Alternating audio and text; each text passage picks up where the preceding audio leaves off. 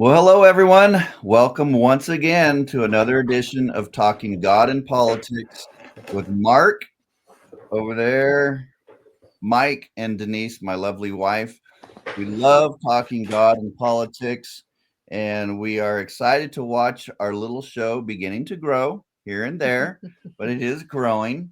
Yes, we are up to 120 followers on Rumble, Woohoo! which, man, on Rumble, that's pretty good. If Well, yeah, YouTube wouldn't ban us, we I would noticed probably a have lot of 1,000. guys. I noticed that a lot of guys that are really popular on other platforms. Like, I went on the Eric Rice show, like he's got 15,000 or more on Telegram, but on Rumble, it's like there's only he only has like 500 members. And it Right. just seems like on Rumble, it's really hard to get big Oh, yeah. numbers. Yeah, a few people that I follow, and I paid for the full service. They sent an ad to me about a month ago. And, I was like, you know what, I'll just pay for it. They're the only free speech out there. But yeah, some of the guys that I follow on YouTube, I go there now because I don't have to sit through the ads, and that they do. It's like they have like 200 people. So it's Well, getting there. It's just going to take a little time. yeah, we're very, very thankful. And of course, we like Rumble because sometimes we talk about Israel, like we will tonight. Of course, my favorite topic. And we love free speech, and we love to be able to criticize the Talmud, which is wicked and unconstitutional and everything unchristian. And we like to talk about foreign affairs and our foreign policy in the Middle East. And we love to criticize, countries like Israel that are pulling us into endless wars, and that, we have our freedom of speech. We have our freedom of religion. And so at least we're thankful that Rumble honors that. Interesting, Mark, on that note, I posted an article on who's that lady, that Paula White, right? Yeah. That is Trump's spiritual counsel. Right. And I showed how the charismatic revelatory gifts and signed gifts ceased in AD 70 at the coming of the Lord, the soon coming of the Lord, and how this woman is a complete fraud, and how dangerous it is to have her being in the ear of the president, who's a Zionist and claims to be a prophetess and an apostle. She's not just a pastor, which is clear enough that she shouldn't be. Wow. She's an apostle and a prophetess. So again, that tells me self-proclaimed, I'm assuming. Yeah. So Trump clearly is not reading, let alone studying that Bible that his mama gave him. But anyway, so I went through the article and I said, my major concern here is that because she's a Zionist and a charismatic who thinks that she's an apostle and a prophetess, she's going to whisper in Trump's ear some quote unquote prophecy that she heard of, that, we're supposed to support God's people over in Israel in whatever, World War III thing it is. And that got taken off of X. Of all of my articles on X, what did they say? I've gone through Rothschild, Israel, being the state of Rothschild. That was the one X decided to take off. So when you say take off, what did they do? Because like Facebook will tell you, hey, no, you just can't find it. They just they obliterated it. It's like you never posted it. Yeah, it's gone. And so that tells me that I'm over the target somewhere. So somehow, some way, I will repost that article on X. But anyway, yeah, because I was looking for you on X to really, go at her and show the fraud that she is, and I didn't really see a lot. I saw you commenting on other people, but yeah, I didn't see. It may be because I tagged a lot of important people like Eric Trump, Don Jr. Oh man, I had one of those long list of Zionists. That's stuck on this type thing. Yeah, you shouldn't have done that. And I think it was just a lot of powerful people said you can't be criticizing Trump's spiritual counsel, and it was gone, man. And I was like, wow, that communicates a lot to me. But anyway, guys, let's get into the show tonight. Mark, you had some opening comments on what, Doge? Yeah, I'm very excited. Last week, with of course with Trump, but the Department of Government Efficiency, DOGE, is really knocking it out of the park, and the Democrats are hating it. I mean, hating it. It's great. And I was just kind of, I follow him on X, and I was just kind of going through some of the things from last week and today. One of them popped up today. Let me share this one. This is, of course, we all know that government is very inefficient. But how inefficient are they? Well, here it is. So one of the first things that popped up, federal employee retirements are processed using paper by hand in an old limestone mine in Pennsylvania. 700 plus mine workers operate 230 feet underground to process upwards of 10,000 applications per month, which are stored in manila envelopes and cardboard boxes. The retirement process takes multiple months. Wow. That blows me away. But yeah, that's crazy. And then, of course, some of the memes come along with the, like the Raiders of the Lost Ark showing the boxes. Let me jump over here.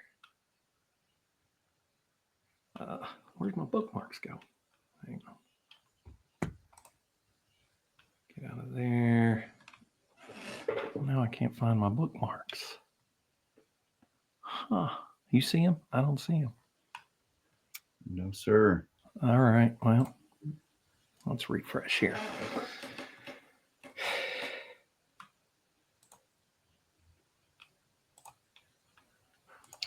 So the Democrats are mad because obviously, they're going after the money laundering. Yeah, and I had. Did you hear the preacher? There it is. Yeah. Did you hear this guy? The verge of bloodshed. And in this nation, I'm worried that we are on the verge of bloodshed. This is an attempt to take us back to a day that we do not want to go, and we will not go. Oh, Lord. Therefore, there will be conflict. I pray that the peace of God will win out and overcome the madness that is attempting to take over this nation. And I will say to you, beloved, no one likes violence, but sometimes violence is necessary. When Elon Musk forces his way into the United States Treasury and threatens to steal your personal information and your Social Security check, oh my gosh, there is a possibility of violence. So he is espousing violence. Well, first of all, he probably only watches CNN and legacy media. Yeah. And he's been fed this lie. And so now he's going to tell his congregation the same lie. Because he can't be, obviously he's ignorant. He's not getting that from the Bible anywhere, obviously. Right. He can't be just bold-faced lying. He's got to just be that ignorant on the subject of this. So but let's talk about his church may be taking money. Yeah, hang on, Mark. Let's talk about that Social Security. Brian Cates, I follow him. He's really good on almost everything. He says, what if a very sizable chunk of the current Social Security recipients, say over $100 billion a year worth, turns out to be fake? What happens next once that's revealed? He goes on to say, based on some things Elon has said over the past several days, the amount of Social Security fraud could run well over $100 billion a year. That's just Social Security fraud. They deliberately created a system that does not look for duplicate Social Security numbers. A system that also doles out well over $100 billion a year to those who have no Social Security number whatsoever. What if the amount of fraud here is not only publicly exposed, but they reveal who has actually been getting the money? I sure as hell would want to know if a highly organized group of people inside our own government deliberately set up a Social Security system to facilitate financial theft on a mind-boggling scale. This isn't just one political party. If this is the case, one party would never be able to successfully hide the other party from what they were doing. This would have to be the uniparty. McConnell et al., in the Right. top of the GOP power structure, would have had to have been on it before Trump's arrival. And that reminds me of a meme that I saw, or a quote that Ron Paul put out. You know, he said, Doge is doing great. He's going scorched earth, and the Democrats are mad. But he said, you know, they'll be doing their job when Republicans are mad as well. Right. Right. Absolutely. And it is on both sides. You know, I posted a thing the other night, and they said, I had a guy tell me, why are you picking on Democrats? Republicans will show up in these things as well. And I said, yeah, you're right. It's just a matter of time.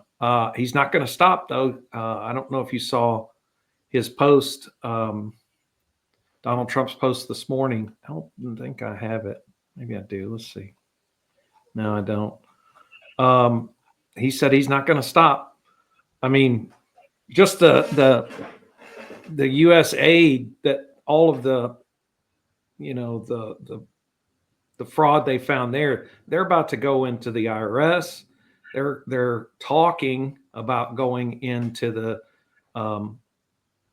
you know, the military defense. Right. And we know what happened last time. You know, they tried to audit the CIA, Defense Department. the Pentagon. Yeah, the day before on September 10th. Yeah. So it's going to be interesting. And Trump doesn't seem to be pulling back at all. He only has 4 years. He's going all in, man. Yeah. And So, yeah. I will say the one thing that has surprised me out of all this, and these judges, there was a couple of judges that have blocked some things, that the Republicans aren't really outraged. You're not seeing a lot of, hey, this can't happen. Let's overthrow this judge. We're not seeing any of the big name Republicans that are behind Trump talk about that at all.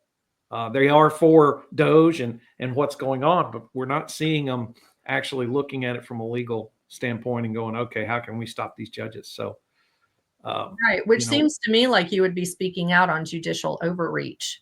Right. You know, because the executive branch is trying to audit what the executive branch is doing. Yeah. Well, exactly. It seems to me that it's a lot of judicial Conflict of overreach. interest. Well, and especially who's the senator out of Texas, the dark-haired guy, Ted Cruz. I don't see anything on him, and he should be all over this. And you know, he was a consummate lawyer there in Texas, and he's a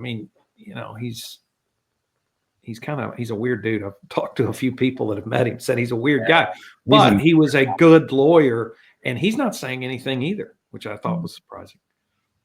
Yeah, that's unfortunate. But got anything else before we hit some video? Yeah, I was looking here, and of course, you know, Lindsey Graham is all this. Well, so he is the first Republican to come out and defend U.S. aid, but it turns out that he also was the director of International Republican Institute that was taking almost $131 million from him. So, Of course, he's going to come out. Right. No, that's about it. This was kind of interesting that all of these things I didn't really see. I mean, it's just weird stuff, and the American people, for the most part, are angry about it. I think Fox or somebody put a poll out yesterday. 70% of the American people that were polled support what he's doing. So we still have the majority of the Americans behind it, pushing it. So it's good. Okay. They'll keep going. Right. So the one thing that you would hope would unite the Democrats and the Republicans is protecting the children, which obviously that's not the case. Even though AOC will go and cry, you know, of course, never when, you know, they're doing something evil to kids. But Stu has a really good video. He had the guy on that helped with that movie. What was that movie called? That dealt with the pedophilia. He had Tim Ballard on. Tim Ballard. Yeah. And he asks a very pointed question, because Israel is the #1 country in the world that harbors pedophiles and will not allow them to be extradited to the countries that need to prosecute them. And on top of that, they're the #1 homosexual capital of the world. They lead the world in perverts. All right. So this video, man, I thought it was profound. And he gets into USAID as well. So let's take a look at this. Do you know that Israel houses more convicted pedophiles than any other country, that they won't give them back for other countries to hold them to account? They won't allow them. Oh, you're sharing mine. Hang on. Did you know that? What's that? I did not know. Try again. You were sharing mine. Oops. Oh. Okay.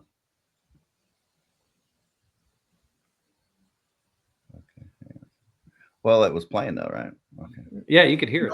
Israel houses more convicted pedophiles than any other country, that they won't give them back for other countries to hold them to account.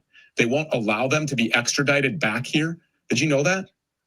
I did not know. But if this is our greatest ally. Let's go get them. Let's go get the kid. I mean, I go anywhere, do anything where the kids are getting hurt, and I'm all in. If that's well, if you have President Trump's ear, then it would be my request, and probably the request of our entire viewing audience, if you would get in his ear and ask him, what the hell are you doing? Why would you be supporting the pedophile pornographic network of terrorists that have completely obliterated these people? And now you're subjecting millions of Gazan children to the very thing that I'm fighting against, which is protecting these children. I want to protect these children. Will you help me do that? Why are you doing this? Who's controlling you? Why are you doing this? I'm definitely going to dig into this. You know, I know my friend Candace Owens has brought this to my attention, and it's something I got to dig into, because I have not. I haven't dug into this part yet.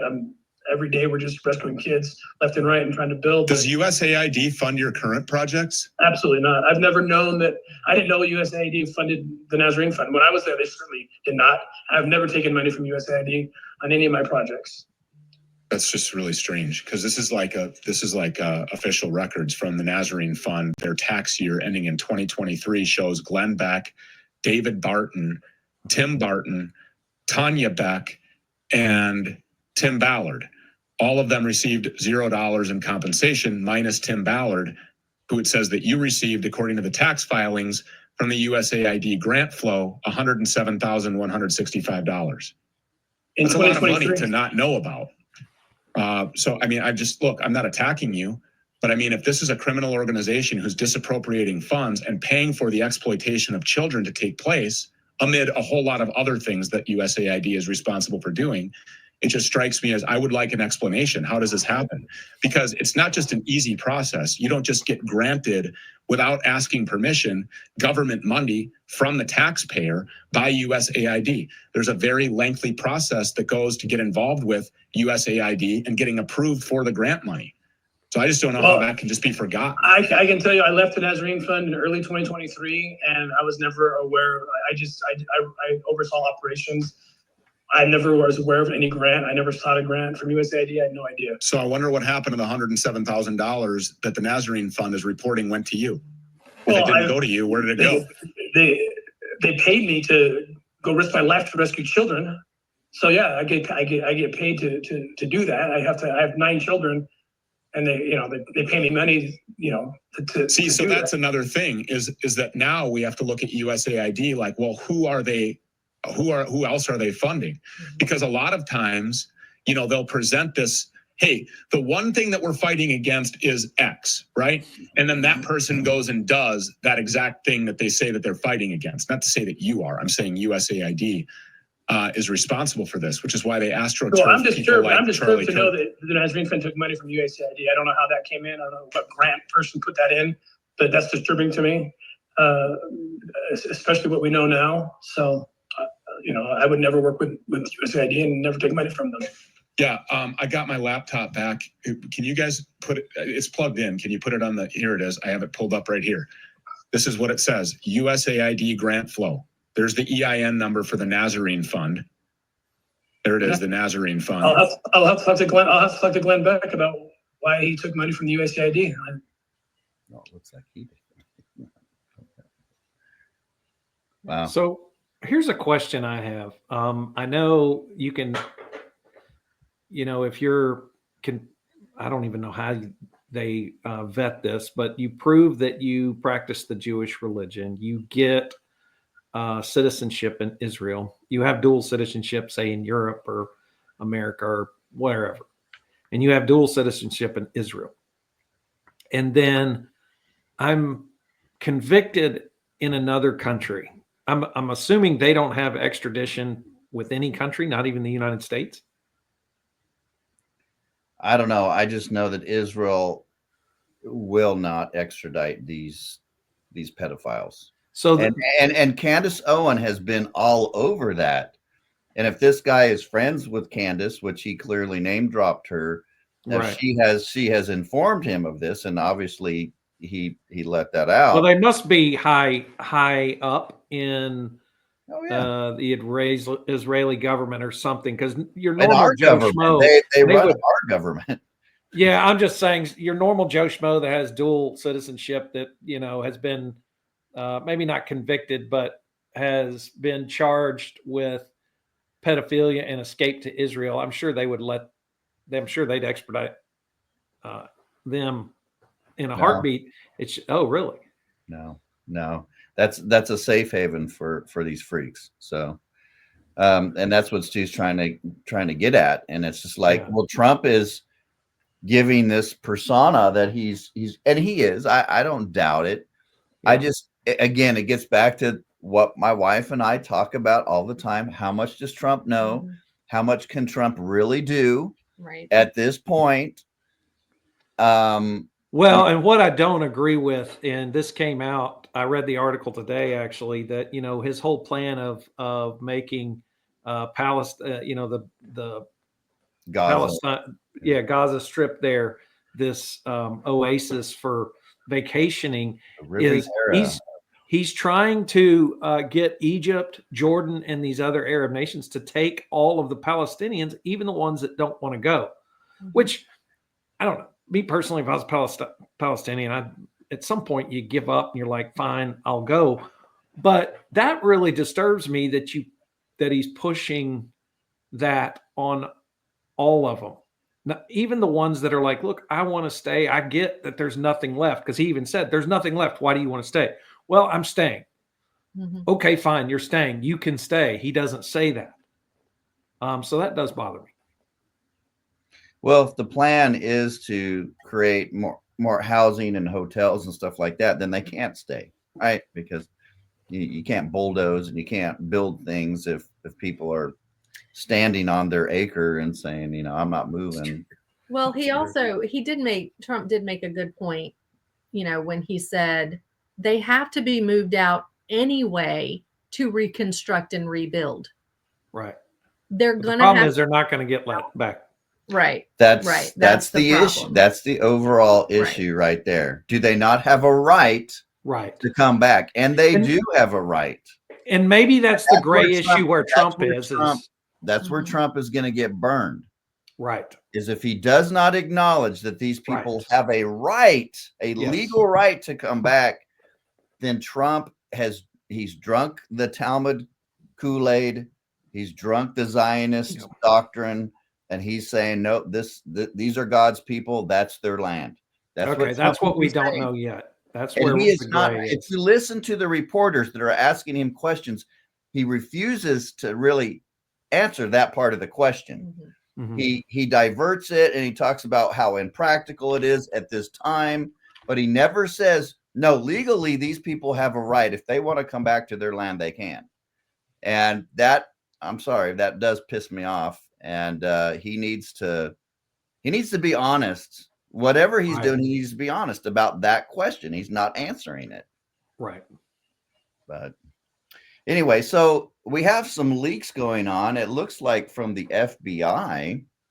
Tom Hallman is just doing a great job. He's going out there trying to get these, pedophiles, these murderers, these rapists that are illegals. And they have the number. They go with all these, police and ICE people, and all these apartments where these gangs are supposed to be, they're gone because they've been tipped off. And what we have are FBI leakers and Democratic leakers high up in government that are telling these gang members. So why are they doing that? Well, because I was watching Alex Jones, and he said it's been known for a long time that the Democrats that are in power in these corrupt cities, they get kickbacks from the gangs, from the drugs they sell, from the sex slavery that the money that comes through that, the sweatshops, the money, they get money, they get kickbacks. So they're beholden to these illegals to tip them off. And so now Trump is going after them legally, as he should. Well, and Tom Homan came out and said that those agents will lose their job, their pension, and go to jail. Go to jail. Yes. And he didn't pull any punches. He said this is how it's going to happen. But it's interesting too, and I don't know if you're going to touch on this or not, but a couple of weeks ago when the whole tariff thing was getting floated around, and the president of Mexico, she said, "Hey, it's interesting that these cartel people have American weapons." That she's trying to throw it back in our face about the fact that we have freedom to own firearms.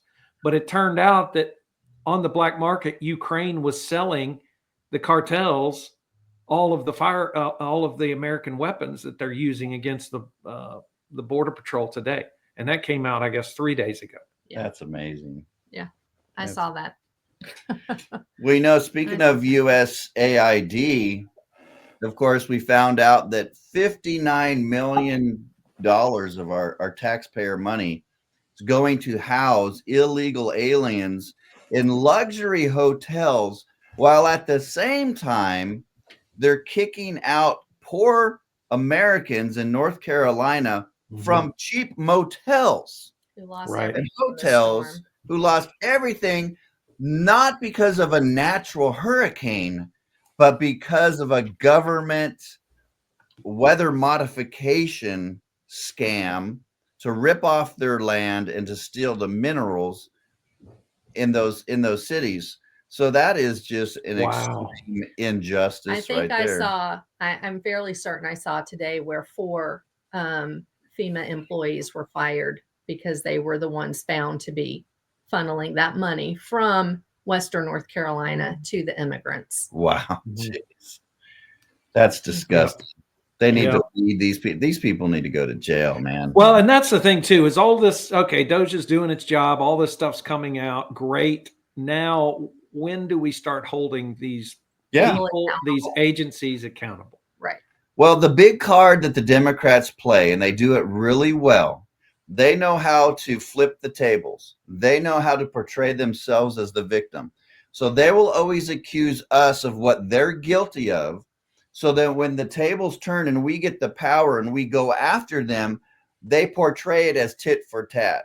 They portray it as, well, you're just persecuting us because, we were going after you, and this is just politics as usual. No, we are asking for genuine justice while you actually abuse the justice system. Right. And they're really good at doing that. And it makes me sick. But we have to ignore that. We have to ignore the pragmatism. We have to ignore how they're going to spin it and how much of the public is going to believe them. No, you just pursue justice. You go after these people, you arrest them. And if they're guilty of pedophilia and selling drugs that kill hundreds of thousands of people, you give the death penalty and you don't look back and you don't care what people think because you're pursuing God's holiness and his righteousness. And that's all you're concerned about. And if we can get our mindset there, our country can be great again. Right. I agree. Absolutely. Well, we have one more clip. This is Tucker. I think we've played this before, but it's a good reminder of who's running the country, Israel, and that Israel has planned that we will fight 7 wars in the Middle East. And this was long before even 9/11. This was determined. I don't believe by us. I believe it was by Israel to promote the Greater Israel Project. So let's see if we can pull this up. Now, again, interesting that Trump was Why the would one. Obama want to overthrow? Again, what makes this clip interesting is that this was the clip that Trump reposted this, and this should make Bibi very nervous. So let's listen to this. Why would Obama want to overthrow Assad? Because Israel has run American foreign policy in the Middle East for 30 years.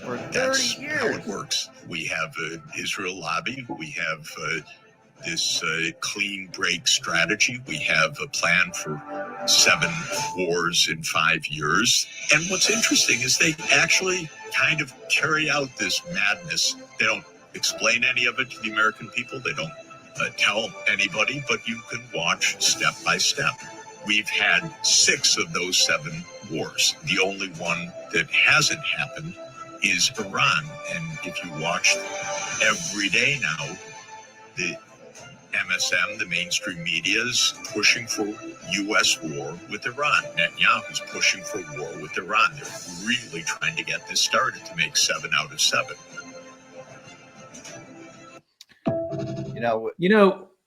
Tucker interviewed one of the prince of Saudi Arabia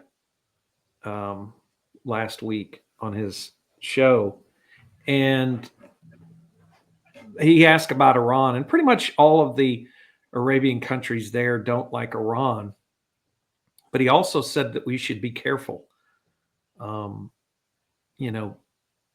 to war with Iran. And if you look at history in the Persian and who the Persians were, he's right.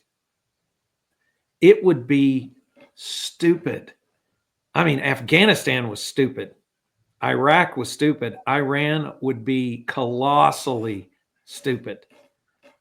And, just recently in the last, week or so, they want to get their whole nuclear program going again. And everybody's like, oh no, this, we can't allow this. And even Trump came out and said, we're not going to allow this. But I think you're right. The fervor they're trying to build for this, but even the Arabs understand that it would not be good to do that.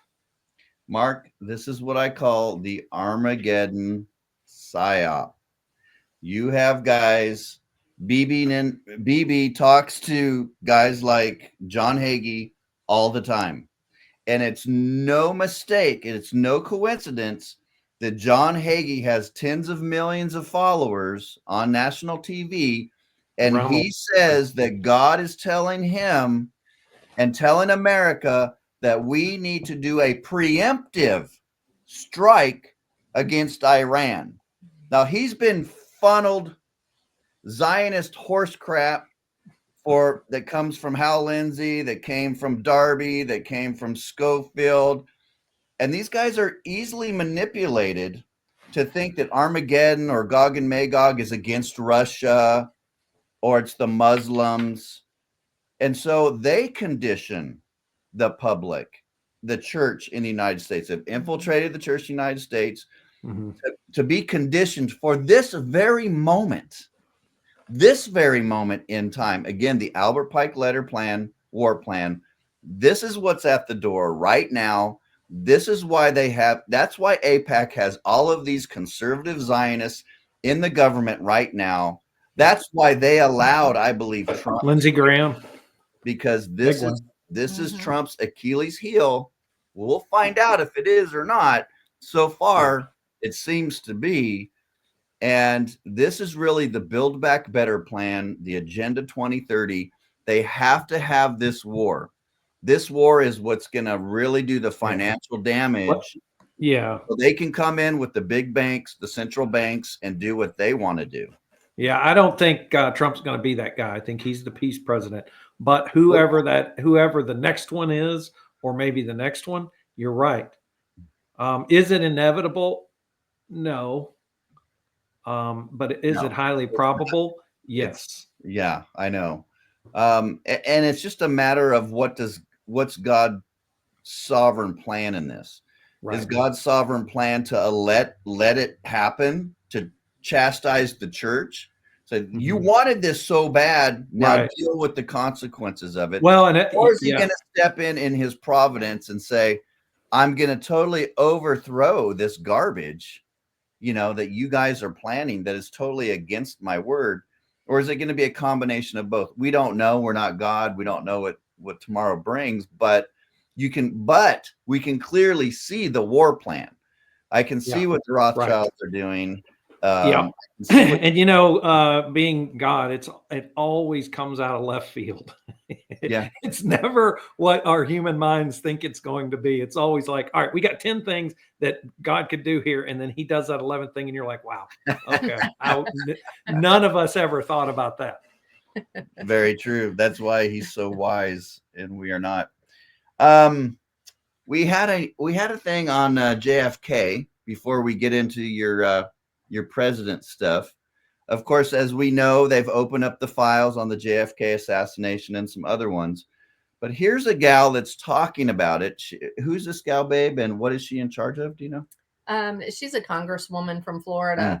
And she's just talking about really wanting to open up the investigation because she believes that there's more than one assassin with the concerning JFK.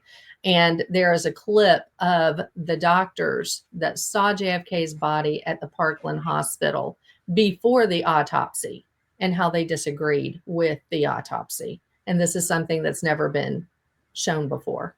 Now, before you play it real quick, is she in the camp of that driver being one of the... She hasn't said either way. Right. Okay. She just believes that there was more than one shooter. Right. There was two shooters. Yes. Okay. Thorough investigation into the John F. Kennedy assassination. And I can tell you, based on what I've been seeing so far, the initial hearing that was actually held here in Congress was actually faulty in the single bullet theory. I believe that there were two shooters, and we should be finding more information as we are able to gain access into the SCIF, hopefully before the files are actually released to the public. When I saw the autopsy pictures, I thought somebody had really tampered with the whole thing, and it made me very suspicious. Parkland doctors were a serious problem for the U.S. government because they had provided evidence that the president had an exit wound in the back of his head. That means there was a shooter somewhere in the front, and that ran totally contrary to the official narrative of a lone shooter from above and behind. In order to probe that, you had to go back to Parkland and speak to these doctors. Dr. Perry and Dr. Baxter had just walked into that room ahead of me, and Dr. Perry was standing on the right side of the cart the president was lying on. Dr. Baxter opposite him on the left side. And those x-rays that I've seen are wrong. I mean, they've done that at the autopsy. It was a lie. They really didn't tell the truth about it. What's more likely, Parkland doctors telling the truth or the autopsy telling the truth?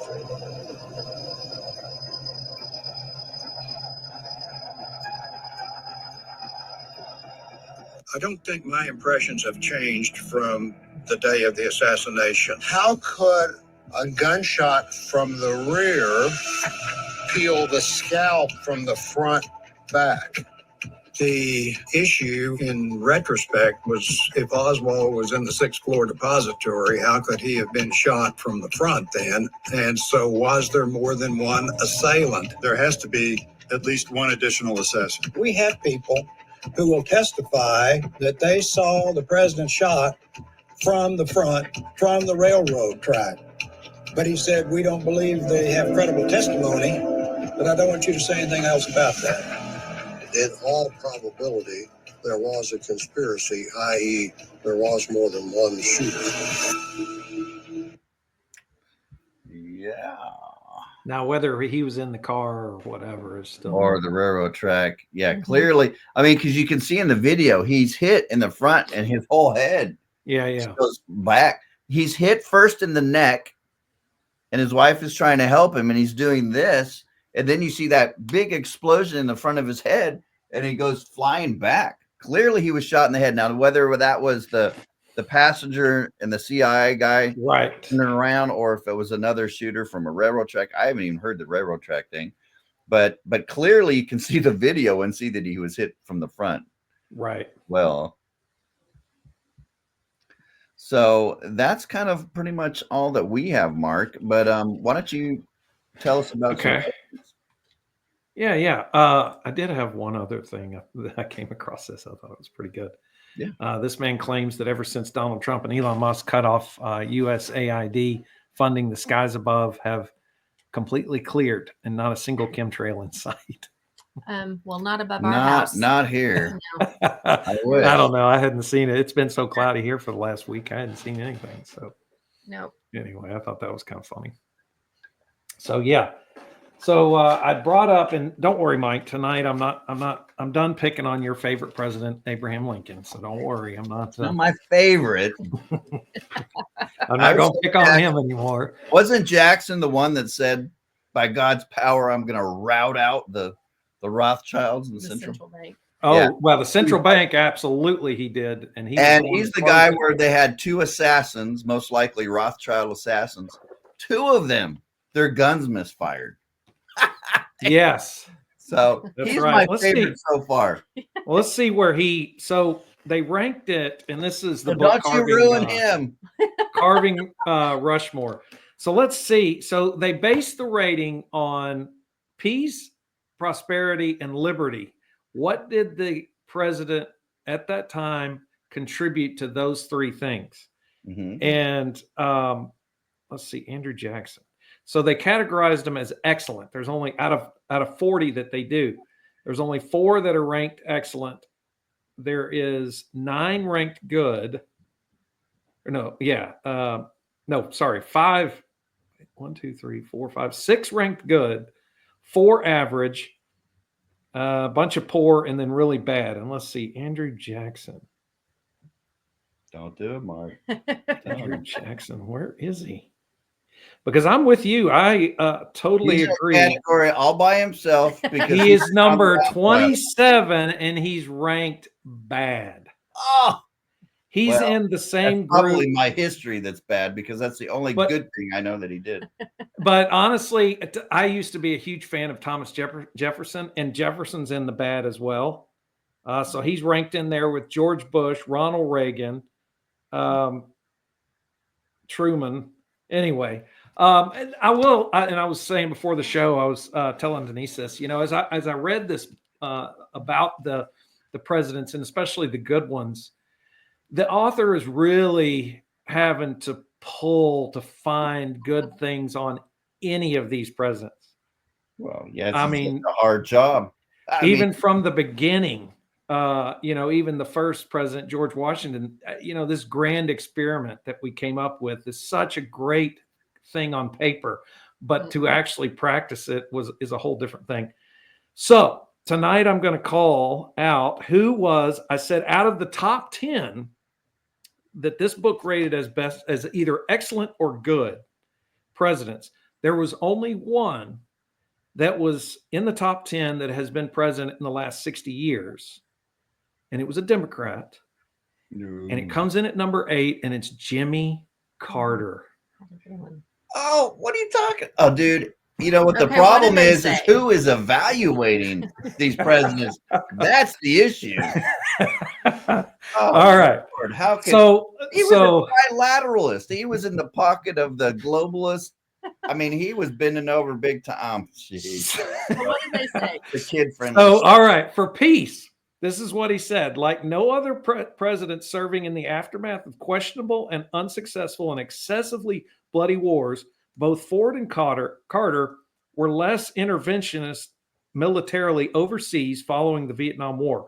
Carter astutely believed that the Vietnam catastrophe demonstrated the limits of U.S. power and that the U.S. alone could not remedy the world's problems, something most other post-World War II presidents missed or have missed. He avoided a war in the Horn of Africa, which was erroneously perceived to be strategic because of its approximation to the Middle East. In Latin America, he also avoided a war with the Soviet Union over the existence of the Soviet Combat Brigade in Cuba.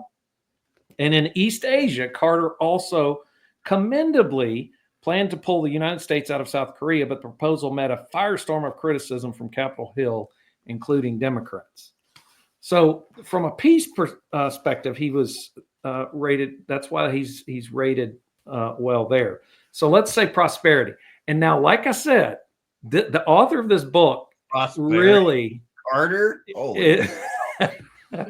is pulling. I mean, he's on drugs, is what he's on. Mark, what are you doing? Now, I will say, Ron Paul endorsed this book years ago, so this isn't just some hack author. He got the ear of Ron Paul. So Carter. So for prosperity, Carter was not reelected in part because of soaring oil prices and interest rates, sluggish or declining economic growth. You think? And high inflation or stagflation during the 80s election year. But the Vietnam War and the bad economic policies of his predecessors in early and mid 70s, including expansive monetary policies, contributed heavily to most of these economic problems. And that's absolutely true. People, and look, I get it. You know, it takes study to understand economics, and most people just equate, you know, the economy's bad. This is who the president was. Economy's good. I mean, you know, you can give Bill Clinton, they give Bill Clinton all the credit for the early 2000s. He had nothing to do with it. So what Carter did, though, and absolutely, he nominated Paul Volcker. So as Paul Volcker saw the inflation rate going on because of the millions that we spent in Vietnam, and the first thing he did was he raised the interest rates to almost 20%, which killed the inflation. Now, the reason that we couldn't do that today is because we've loaned out so much money. Every single bank in the United States would go broke, but back then you could do that. So he says Volcker, as a Federal Reserve chairman, and his tight money experiment led ultimately to the prosperity of the Reagan years. And if you go to Mises.org, which I mentioned in the last episode, they talk about that as well. And set the precedence for Alan Greenspan's similar track, which led to good economic times during the Clinton administration and beyond. And he's right about that. A recession ensued during the early Reagan administration in 81 and 82. That was the worst since the 30s, but it wrung the double-digit inflation out of the economy because of what Volcker did by raising the interest rate so high. And, you know, my parents lived through that, and they said, you know, it was tough, and they blamed Carter. And then my mom, you know, says, well, you know, during Reagan, I just seemed to have more money, but that was because of the policy that Carter put in place. And you know what? Volcker was a good choice. But okay, so that's what he says about prosperity. So liberty. Now, he's pulling big time here. He says the one thing that he did do, he said he also tried to heal the wounds of the Vietnam War by pardoning all of those who avoided the draft, which went to jail. So he freed all of those, which I thought, okay, that's a good thing. His outspoken policy on the promotion of human rights overseas was roundly criticized at the time for being too idealistic, but he was pragmatic about the implementation. So he was all about human rights overseas. Doesn't really say anything he did for liberty here in the United States. We know he totally added more bureaucracy with the Department of Energy and the Department of Education. And then it says he generally that was with the Panama Canal. He also gave back the Panama Canal. So the author with liberty, but the more I read this, I don't think there is a president since the beginning of this nation that had liberty at the forefront of their mind. I think but we will see. Yeah, let me do some pushback here, okay? Yeah, absolutely. I think some of those categories are good, but I think the main one that I look at is does the U.S. president know who the enemy is? And did the enemy select that president? Okay, that's it. You know, I mean, really, that's the main thing, because the globalists can create peace, can create financial stability, and they can ruin it. Yeah. So it's who they select, and if it's a selection or if it's a real election. Now, in the case of Jackson, he knew who the enemy was. Yeah. And he took on that enemy. Now, that enemy could destroy his life and the economy and make him look bad. But as long as he's going after the enemy, that's what counts to me. Now, you talk about Carter. I can't think. We're talking Trilateral Commission. We're talking technocrat. We're talking Brzezinski. Brzezinski, who was he was the president during the time of the Carter administration. Make no doubt, he was him and Rockefeller came out of Colombia. They were running the country. They even boasted, Mark, in their documents that they would be able to take a person that's obscure in our public, that had no name recognition, and that they could actually, they boasted that they can make that person the president. Yeah. And that's exactly what they did with Carter. Well, and I think we talked about like our first or second, maybe our third episode. Anyway, in the top 5 of the beginning 5 of our episodes, we actually go through that with talking about Carter. So anybody that's listening, you can go back and so if they're rating Carter great, they're not even on the radar in my all right. mind. So did JFK know his enemy? Mark, oh no, it's fine. Did JFK know his enemy? Yeah, obviously. He's rated 35th out of 40. He is in the bad category. JFK is in the bad category. Well, yeah. All right. So here's what we'll do. Next episode, we'll look at JFK and we'll look at Andrew Jackson, because I'm actually kind of curious about that one too, because I think I'm going to do a background check on these authors of your book. That's what I'm going to do. All right. It's Ivan Eland from the Independent Institute. Now, the Independent Institute, I've known for a while. It's funded by George Soros. No, they're probably on the USAID list now. I'll have to throw the whole book out. Anyway, and I was going to also talk about the, I mentioned Thomas De Lorenzo and his axis of evil, the 3 presidents. But I'm going to save that as well. So I'll let you know the other 2. I'm going to read one. And then, of course, I'll read the last one, which he agreed, and this book agreed, was the worst president we've ever had up to George W. Bush, because this book doesn't go past that. So I got you. I'll mention that in the next, leading up to the President's Day, so that when President's Day comes, you will have, everyone listening to us will have a full understanding that none of our presidents have ever been any good. And stop going to DC and going into those temples and looking at those people. Black Bill Mark. Okay, well, since we've got about 7 minutes, we're going to play a little clip of a congressman that realized what was going on with Israel. Greta is interviewing him, and I want you to listen to Greta. Pay attention to what he says. He's just laying out facts. He's just laying out truth. And then you can tell how conditioned Greta is, social engineered by her responses. Are you an anti-Semite? I mean, her response to what he says is so out in la la land that it tells you just how conditioned our public has been. So pay attention to this. But I believe that Israel has a powerful stranglehold on the American government. They control both members of the House and the Senate. They have us involved in wars of which we have little or no interest. Our children are coming back and you got to love the wig, by the way, but bankrupt over these wars. And if you open your mouth, you get targeted. And if they don't beat you at the poll, they'll put you in prison. Explain to me what you see as, why you target or why you have a grudge against the Israelis. The grudge is not necessarily a grudge. It's an objective assessment that no one will have the courage to speak about. They're controlling much of our foreign policy. They're influencing much of our domestic policy. Wolfowitz, as Undersecretary of Defense, manipulated President Bush #2 back into Iraq. They pushed definitely to try and get Bush before he left to move into Iran.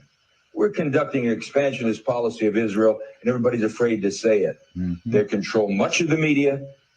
They control much of the commerce of the country, and they control powerfully both bodies of the Congress. They own the Congress. Are you an anti-Semite? No, what does that have to do? Oh my God. And I expect that.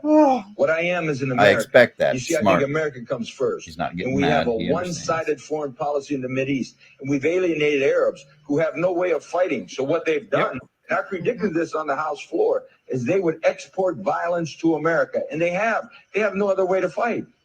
I think President Obama knows this.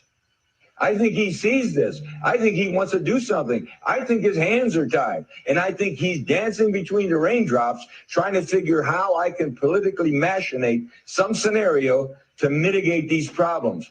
Greta, I'm saying this. America is in danger if America doesn't take back the government without foreign interference. True. Now, obviously, that's an old interview, because Obama was president at the time, but didn't you love Greta's? Her leading question? It's like, well, how many times do you beat your wife? I mean, tell us. Oh yeah, absolutely. And then after he lays out facts, she should have just followed up with, well, how can you prove that? Is this really true? Right. She just says, are you an anti-Semite? I mean, it's just, that's where we are. Yeah. In the social engineering, but we are waking up. There is a great awakening. It was like I was talking to my wife. I went on the Rice Report, and he has a lot of people on his show, like that are public figures. Dinesh, a bunch of people. And I was just curious. I was like, I wonder how our show was doing, compared to some of these other guys. My interview with him is his biggest interview. Like, it's got the most hits. Nice. And I'm sitting there going, this tells me that the public, this is what they're interested in. This is what they're interested in. And so for me, that gives me hope. So do we want to watch this and give the other side? Oh, do we have time? We have 3 minutes. Now, I told you guys, my wife and I go back and forth. She's always wrong. I'm always right. But no. And I haven't made, and I said this a million times on this show, I'm like 90% at this point, kind of black-pilled. I don't think Trump is a part. I don't think he's a globalist willfully. I just think he's ignorant and he's being played because he has no theological background. Okay, that's where I am, like 90%, right? But there's this other side that says, well, Trump knows what's going on. His hands are kind of tied at this point, but when he has the leverage, he's going to expose Israel and blah, blah, blah, blah. All right. So this lady, my wife sent me this video, and I think that she really articulates very well that side of it. So let's be balanced. Okay. And let's present. Way to go, Denise. Fair and balanced. Jeez. That's right. Let's see what she has to say. So this might be the thing I get canceled over, and that is completely okay because clearly my position is the opposite of the entire internet right now. I am totally shocked at how many of you actually believe that Netanyahu is literally just handing over land to Donald Trump as if he hasn't been fighting for it and shedding blood for it for decades and using Gaza as his pawn to justify genocide and atrocities and constant aggression to surrounding countries, and refuses us, his closest ally, Iron Dome technology, and bombs our U.S. warships and then covers it up, colluding with our government. You really think that he's okay with us moving in next door and occupying the land that he has fought for so long and terrorized the entire Middle East over? I don't know if you guys know this or not, but Trump is awake. He is fully awake to the control AIPAC has on our government, to the fact that our war in Iraq was completely the fault of Netanyahu. In fact, listen to this clip. This is what Donald Trump posted on Truth Social, literally fully exposing Netanyahu to the world. That war came from Netanyahu, actually. You know that? It's weird.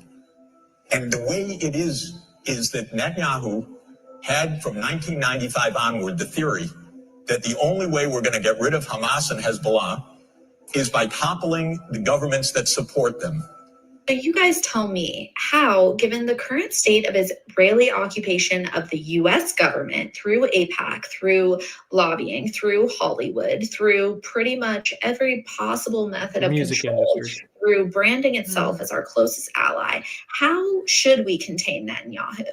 Like, give me some ideas, since you're so triggered seeing Donald Trump standing next to Netanyahu and seeing the Israeli flag in the background. You're so emotionally triggered. Stop going to the dark side. Some grand collusion and some grand plan, as opposed to some actual strategy, some presidential strategy to contain Netanyahu. You tell me how, in this environment, we're supposed to confront and deal with Israel. It's really funny to me that so many of you claim to call out the Zionists and see through all of this kind of stuff, but yet you're not seeing that Zionists are going to be absolutely furious that the U.S. is going to be occupying Gaza, stabilizing the region. Donald Trump very clearly said the majority of people living in this area after we completely restore it will be Palestinians, and it will be a safe place for people of all faiths. There are so many logical inconsistencies and jumps that you would have to make in order to say that this is intentional collusion and ethnic cleansing. It's not even funny. I am shocked that the people who are actually awake to the history of what's going on here and who know that Donald Trump has exposed Netanyahu are now freaking out just because they're a little triggered by the Israeli flag. I really think people just need to settle down, let the dust settle, look at the facts, and not just react emotionally. You know, really ask yourself, what does a containment policy of this war criminal look like in the 21st century? If it's not what Trump is doing now, what is it? I would love to know. Because even Ian Carroll, ratioing me last night to hell and back, seems to have had a change of heart within 24 hours after really thinking it through. I think when you look at the facts, you start to see that there is, there's many layers to this situation, and you can't just go blow up your alliance, right, on a world stage and say alliances mean nothing and deal with the fallout and the consequences of blowing up your alliance with Israel. You obviously have to act a little bit more strategically. But I agree with Trump that massive action needs to be taken. The two-state solution has not worked for decades. We have seen constant death, genocide, and war. And this is a man, Trump has achieved peace in the Middle East before. If there's anything I trust Donald Trump on, which is very few things, it is his ability to negotiate peace. So I think everyone needs to calm down. If you guys want to cancel me, that's completely fine. But I, for one, am very proud of Trump for blindsiding Netanyahu, for announcing that we're securing the region for the Palestinians and for people of all faiths to return it to a place of security, which it was for many, many years. But actually, peace and security in this region was the norm. And we can get back there. I truly, wholeheartedly believe that. And I encourage people who are awake to the Zionist occupation of the United States to take a different tune with this whole situation and be a voice of reason. I think people have to actually think for themselves, be independent thinkers, think through all the facts, right? So, okay, anyway, with that, I'm logging off. Okay, yeah. So I will respond to that real quick. Here would be my response to that. At this point, we are a proxy of Israel. So Bibi would know that he couldn't just take over Gaza because on an international scale, it would confirm what they're thinking, that he is a war criminal. He couldn't do that, but he could do it through Trump. And Trump has said in the past, we need to get back to a time where Israel runs the Congress. I mean, he's on tape saying that kind of crazy crap. And that was a long time ago. So that's how I would push back. Number one, at this point, we are a proxy of Israel. Israel can't do it themselves because they know it would be a complete PR disaster. Not as if what they've done already isn't a PR disaster, but if they can do it through us, giving the illusion we're the voice of reason, we're going to control this, then it's kind of a brilliant strategy. Now, but is that true? I don't know. Yeah, because I don't think, look, Trump is a guy that's not going to be pushed around by anybody, including someone that's running Israel. He's not. Now, does he have this grand plan, like she said, in his back pocket? I don't know. I mean, he's not your typical politician, but I can tell you this: his ego won't allow anyone to tell him what he's going to do and not going to do, and that's a fact. And he's been the only president that. So he's got to wake up to it, though. That's the thing, Mark. Right. My gut feeling of Trump ever since the beginning is that his son. Think about who his son-in-law is. So Yeah. But I think in his heart of hearts, he truly loves America. Yeah. I'm concerned that I don't believe he's a Christian based upon what I've seen. But I really believe he loves the country. And if he learns what's really in the Talmud, if he really learns that Christianity is being attacked ruthlessly from this enemy, and our Constitution is being destroyed by this enemy, at some point, I really do believe that he will act. But how much of the Kool-Aid has he drunk? That's the debate. That is the debate. And I think that if someone like Tim Ballard were to be able to get and show him, hey, this is what Israel is really all about. They hide these pedophiles. They mass produce pornography to be spread throughout the entire world.